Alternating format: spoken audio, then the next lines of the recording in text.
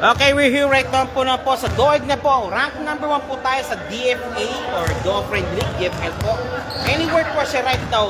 What's happening, yung nararamdaman mo and so what's going in your mind talaga? Ano na yung naisip ngayon before the start of the game? Ano po natin? Number 4 versus number 1 po kayo. Ano pong nararamdaman po? Siyempre, natin, manalo talaga. Okay. And what will be the key now?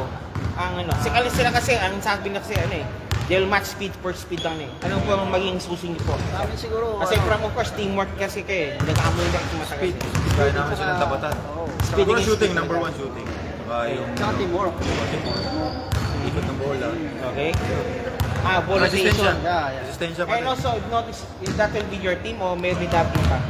Kasi meron pa. pansin nyo, medyo malalim ang bench po nila. May parating pa. Ang buhay pa. Okay, Bito, pinakailan po. Dahil sinigumar po Okay, kayo. Yes, si Mr. Jamoy po, Sir Nalus. Ito po ang Doignet rank number 1. Dito po sila. Focus po tayo dito. They'll pit against po Qatar Airways naman or aka Qatar Airways po tayo. Rank number 4 po to. For latest game po between Doignet versus CAS or Qatar Airways. Sige po. Good luck po for both teams po. The Green Boys versus the Blue Men. Magandang na matcha po yan. Okay, ito po yung court po natin yon. Later po tayo, give me 5 minutes.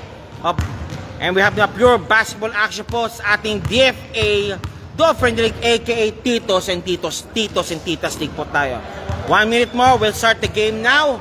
Good luck to both teams po. Thank you very much.